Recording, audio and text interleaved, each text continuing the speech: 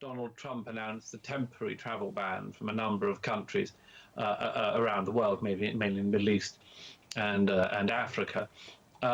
When he announced that ban, Justin Trudeau, the Prime Minister of Canada, immediately took to social media and other platforms and said, we in Canada remain open to the world. We want to welcome the world, and much more. So that the dichotomy was explicitly set up, that whereas America had become closed, Canada had become open. Now, this is, I mention this is also interesting simply because it's an example, as I say, outside of our own continent. But what was interesting about this was that this sort of appeal to show Canada in a particular light, one can have a view about it one way or the other.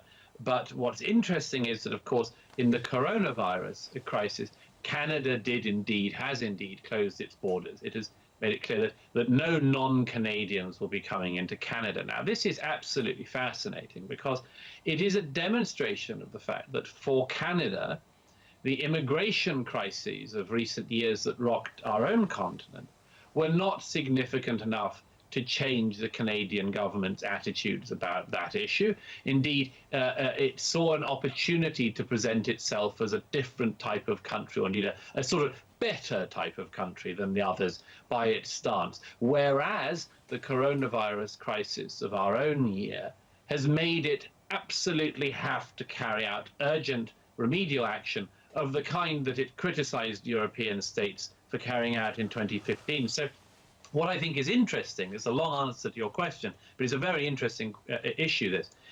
The point is that effectively there are things you can do and allow yourself to do in times where pretty much things are going fine. And then when things turn, a totally different reality starts to assert itself. And if you'd have said in recent years that Justin Trudeau would declare effectively that no foreigners were welcome in Canada this year, I know we wouldn't have expected that to be coming. But here it is, a very ugly reality asserts itself, and the facts change and the people change with it. We will make America great again.